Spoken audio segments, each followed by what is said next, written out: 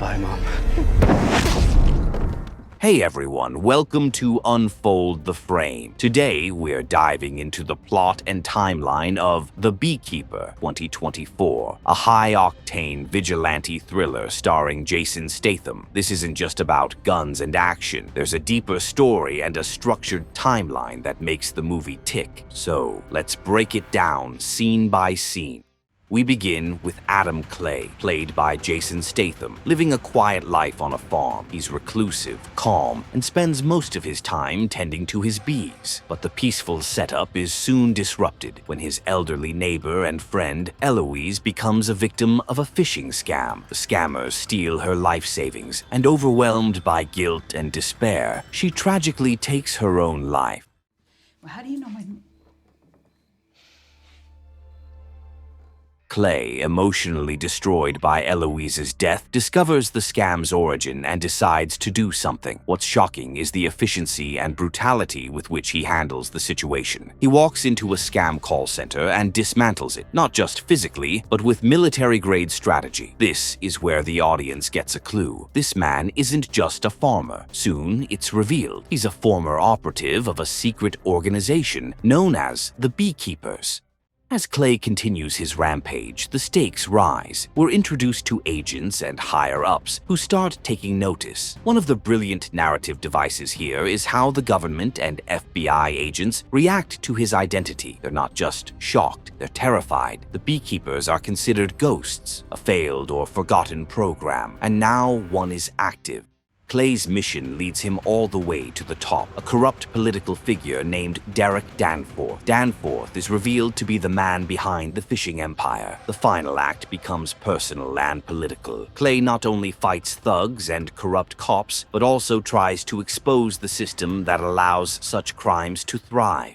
The Beekeepers aren't your usual government agency. They're not the CIA, FBI, or even some covert military unit. They are described as an off-the-books, autonomous group whose mission is to protect the hive. But what is the hive? It represents society, the general public, and their job is to eliminate threats that conventional systems can't reach or won't touch. Beekeepers in real life manage hives, protect them from external threats, and sometimes even destroy the infected parts to save the whole colony. That's exactly what these agents do. They act ruthlessly to protect society, even if it means destroying corrupt systems or eliminating people. They work outside laws, without accountability. Structure and recruitment. The movie doesn't give a ton of info about how beekeepers are recruited, but we can infer they are highly skilled, psychologically trained operatives with backgrounds in elite military or intelligence services. They're trained to live in plain sight, act independently, and only strike when absolutely necessary.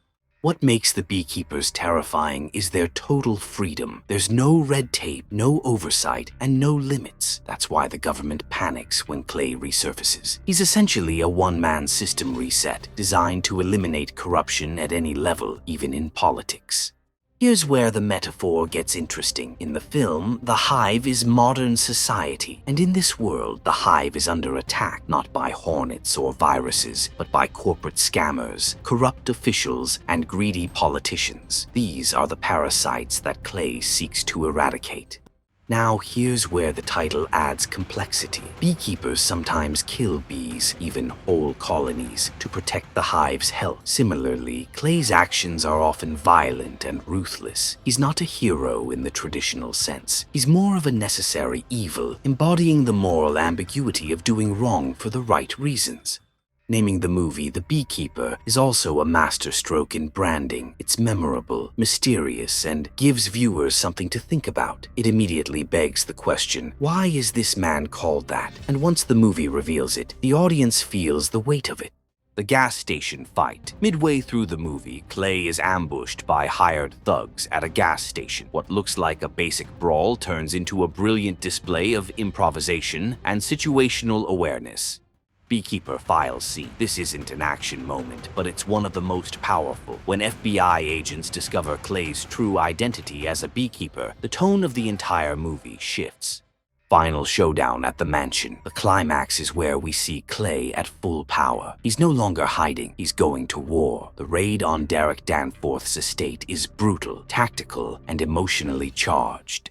The Hurt Hive monologue. One of the final scenes features Clay warning a corrupt official about what happens when the hive is hurt. This short monologue, though simple, is iconic. Climax of the film sees Clay infiltrate and annihilate the security force protecting Derek Danforth, the political figure behind the fishing empire. The bees and the message. The final scene is rich in symbolism. Clay returns to his bees, not just because they represent peace, but because they represent order. FBI and government response. Throughout the film, Clay is being monitored by various agencies, but after the events unfold, there's a notable lack of pursuit. Sequel possibilities. The ending is wide open for a sequel. Will Clay train a new generation of beekeepers? Will a bigger threat force him back into action?